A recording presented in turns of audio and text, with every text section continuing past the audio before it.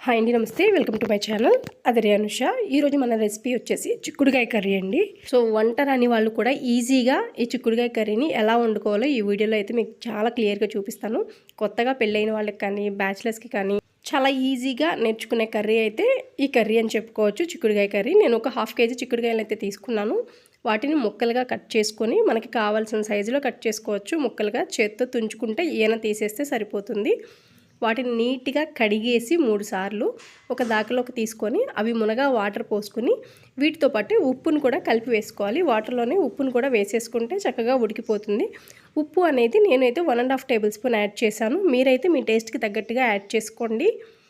కొంచెం తక్కువగానే వేసుకోండి. కావాలంటే ఇవి ఉడికిన తర్వాత ఒకసారి చూసుకుని మళ్ళీ కూడా మనం యాడ్ చేసుకోవచ్చు. ఇబ్బంది అయితే ఏం లేదు.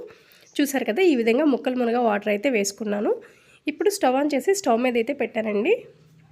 దీన్ని ఒక 10 నిమిషాల పాటు ఉడికించారంటే ప్లేట్ పెట్టి చక్కగా ఈ ముక్కలు అనేవి ఉడికిపోతాయి. ఇప్పుడు ఒకసారి అయితే ఒక 10 నిమిషాల తర్వాత అయితే నేను మీకు చూపిస్తున్నానండి. సో ముక్క ఉడికిందా లేదా మనం చెక్ చేసుకోవాలి. ఇప్పుడు ఇలా బయటికి తీసి ఇందులో ఉన్న విత్తనాలు ఉంటాయి కదా, ఒకదాన్ని మనం చేత్తో నలిపినప్పుడు అది ఈజీగా నలిగిపోతే ఉడికిపోయినట్టేనండి. కొంచెం గట్టిగా ఉంది అంటే ఉడకనట్టు. ఇంకొక 5 మినిట్స్ ఉడికించుకోవాలి. ఇది కొంచెం గట్టిగా అనిపించింది నాకు. ఒక 70% అయితే ఉడికేసింది. ఇంకా మనకి ఒక 30% ఉడికితే సరిపోతుంది. ఒక్క 2 నిమిషాలు ఆగి ఇంకొకసారి అయితే చూపిస్తాను. ఇప్పుడు ఒక 2-3 నిమిషాలు మూత పెట్టిన తర్వాత మళ్ళీ ఒకసారి తీసి చూపిస్తున్నాను చూడండి. ఇప్పుడైతే ఇంకా పర్ఫెక్ట్గా ఉడికిపోయిందండి. ఇప్పుడు చూడండి, నేను మీకు నలిపి చూపిస్తాను.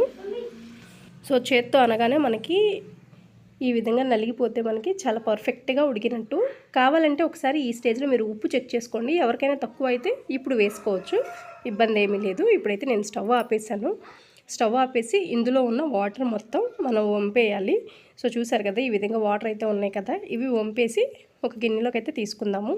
ఇప్పుడు స్టవ్ ఆన్ చేసి బండి పెట్టి 2 టేబుల్ స్పూన్లు ఆయిల్ వేసి ఒక ఉల్లిపాయని సగం బద్ద కట్ చేసి వేసి, అలాగే 4 వెల్లుల్లిని కచ్చపచ్చగా దంచి వేసి, ఒక పచ్చిమిర్చి, అలాగే ఆవాలు, జీలకర్ర, ఇంకా తాలింపు దినుసులు మొత్తం కూడా యాడ్ చేసేసుకోండి. ఒక పచ్చిమిర్చి కూడా కోసి వేసాను. ఇప్పుడు ఒక పెద్ద ఆనియన్ కూడా కట్ చేసి ఇందులోకి అయితే యాడ్ చేసుకోండి.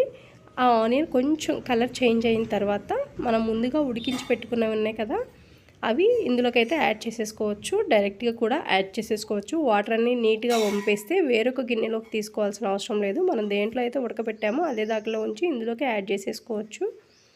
ఇప్పుడు ఈ ఆనియన్స్ ఇవన్నీ మొత్తం కలిసేలాగా ఒకసారి తిప్పిన తర్వాత ఇందులోకి 1/2 టేబుల్ స్పూన్ పసుపునైతే యాడ్ చేశాను. అది కూడా చక్కగా కలిసేలాగా ఈ విధంగా తిప్పుకుంటూ మొత్తంగా కలిపేసుకోవాలి. ఇప్పుడు మనం ఆల్రెడీ ఇవి ఉడికించి పెట్టుకున్నాం కాబట్టి ఈ కర్రీ ప్రిపేర్ చేయడానికి ఎక్కువ టైం పట్టదండి. జస్ట్ 5 మినిట్స్లో కంప్లీట్ అయిపోతుంది. ఈ విధంగా పసుపు వేసి మొత్తంగా కలిపేసిన తర్వాత ఇందులోకి ఇంకా కారం యాడ్ చేసుకోవాలి. ఉప్పు అనేది మనం ఉడికించేటప్పుడే వేసుకున్నాం కదా, ఒక 5 నిమిషాలు మనం మగ్గించిన తర్వాత కారం వేసుకుంటే సరిపోతుందండి. నేనైతే 1.5 టేబుల్ స్పూన్ కారం యాడ్ చేశాను. మీరు మీ ఘాటుకి తగ్గట్టుగా కారాన్ని యాడ్ చేసుకోవచ్చు. మొత్తం అంతా కలిసేలాగా ఈ విధంగా అయితే కలిపేసుకోవాలి. ఒక 2-3 నిమిషాలు ఉంచారంటే కారం స్మెల్ పోయేంత వరకు గ్యాస్ మీద ఉంచేసి దింపేయొచ్చండి. 2-3 నిమిషాలు మూత పెట్టకుండానే అటు ఇటు తిప్పుకుంటూ ఉంటే చక్కగా ఈ కర్రీ అనేది రెడీ అయిపోతుంది. మూత వేశారంటే ఆ కారం స్మెల్ అనేది కర్రీకి మొత్తానికి పట్టేస్తుంది. సో అందుకోసం అని చెప్పి మూత అనేది వేయకండి దాని మీద, ప్లేట్ అనేది. ఇంకా అవతల స్టవ్ మీద రైస్ కూడా పెట్టానండి. సో ఇప్పుడే కట్టేశాను. 11:30 కల్లా వంట అనేది కంప్లీట్ అయిపోవాలి. ఎందుకంటే మా బాబుకి పెట్టేస్తానమాట. 11:30కి స్టార్ట్ చేస్తాను పెట్టడం అనేది.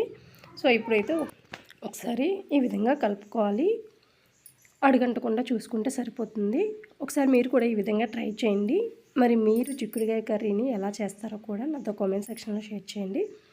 వీడియో నచ్చితే తప్పకుండా ఒక లైక్ చేయండి. మీ ఫ్రెండ్స్ అండ్ ఫ్యామిలీ మెంబర్స్కి కూడా షేర్ చేయండి. సో ఆల్మోస్ట్ అయిపోయిందండి. సో ఇప్పుడైతే స్టవ్ ఆపేసి వేడివేడిగా రైస్లోకి సర్వ్ చేసుకోండి. టేస్ట్ అయితే చాలా చాలా బాగుంటుంది. Thanks for watching.